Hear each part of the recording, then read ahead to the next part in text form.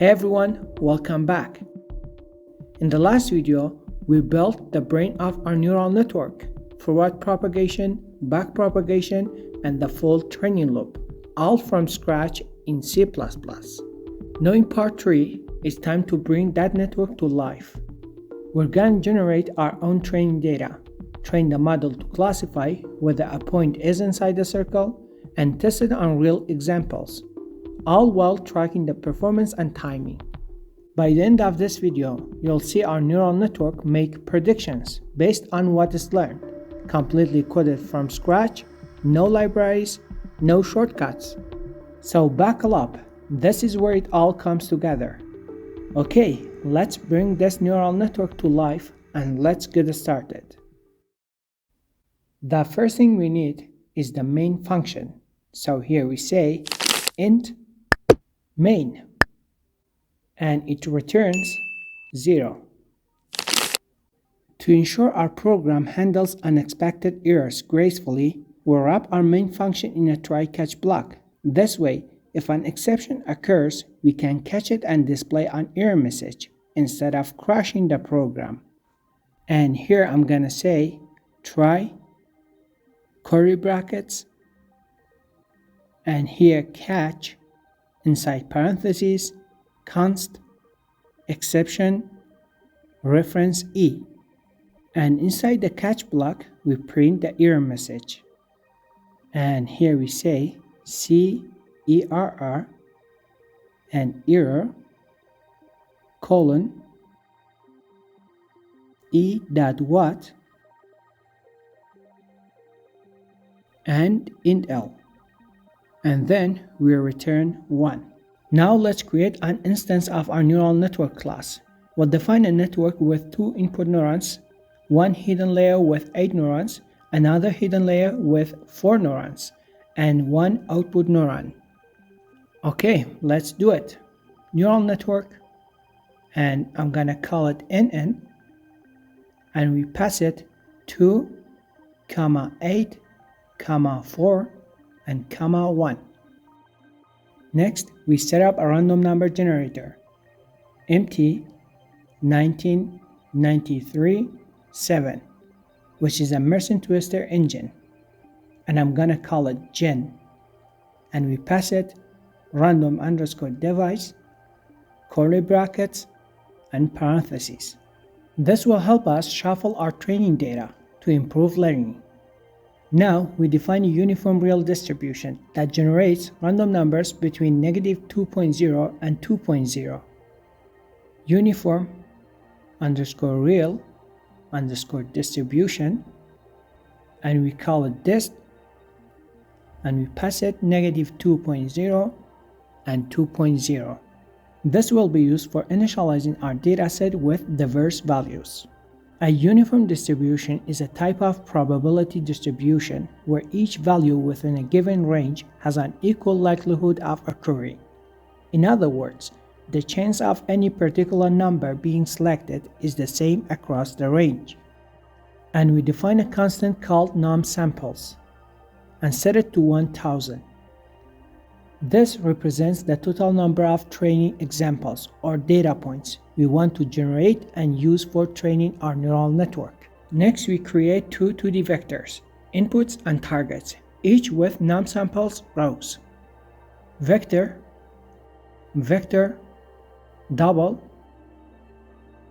inputs, num_samples, and vector, vector, double, targets, num_samples. Inputs will store the input features for each training example, and targets will store the corresponding expected outputs or labels for each one. Now we loop through all samples using a for loop. For each iteration, we'll generate a random input and calculate its corresponding target value. So here we say for int I equals 0, I less than num_samples, and I++. Inside the loop, we generate 2 random numbers, x and y, using our uniform distribution. Double x equals dist gen. and double y equals dist gen. This gives us values between negative 2.0 and 2.0 for each, representing coordinates normally sampled from a square region. We then stored the generated x and y values as a pair in our inputs vector. Each input sample is just a 2D point, represented as a vector containing x and y. And here we say inputs square brackets I equals curly brackets x comma y. Next, we calculate the distance of the point x and y from the origin using the Euclidean distance formula, square root of x squared plus y squared. This tells us how far the point is from the center of the coordinate system. And here we say double distance equals sqrt, and we pass it x times x plus y times y. Now we assign the target value for each point. We check if the distance from the origin is less than 1.0, indicating the point is inside the unit circle. If it is, we assign a target of 1.0. Otherwise, we assign a target of 0.0, meaning the point is outside the circle. Okay, let's do it. Targets square brackets I equals inside curly brackets distance less than 1.0 question mark 1.0 colon and 0.0. Here, we're capturing the current time to measure how long the training process takes. Auto start equals chrono colon colon high underscore resolution underscore clock colon colon no. Then we start the training process.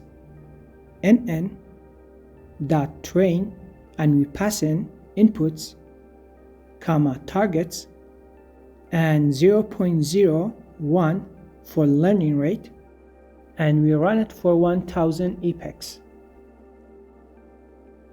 And then we capture the time at the end of the training process.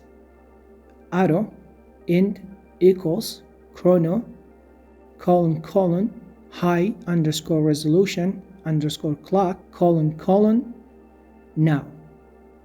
Finally, we calculate and display the total training time. By subtracting the start time from the end time, we get the duration of the training in milliseconds.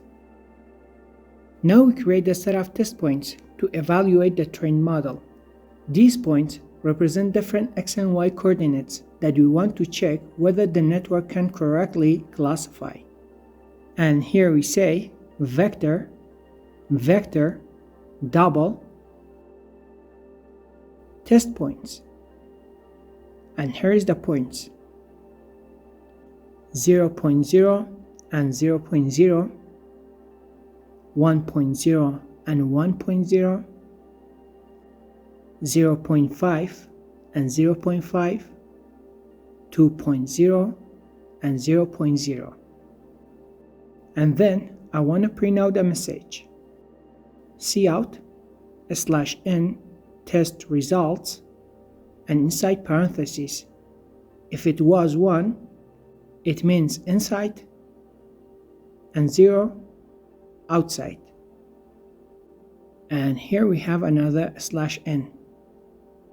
Now we're going to test the model by iterating over the test points. For each point, we'll feed it into the neural network to predict whether a point lies inside or outside the circle. So here we say for const auto reference point colon test points. And here we use the forward method to compute the output for each point. Auto output equals nn.forward, and we pass it point.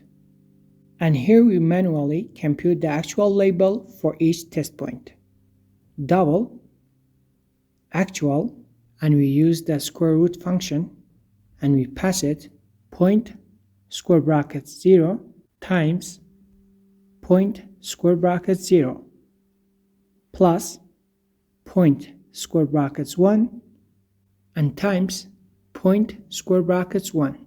Then we say if this is less than 1.0, then the actual value will be 1.0, otherwise 0.0.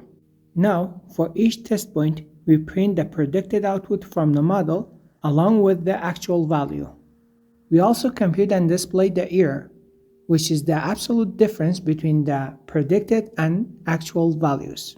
This helps us see how close the model's predictions are to the expected results. Okay, we're done. Let's go ahead and execute the program.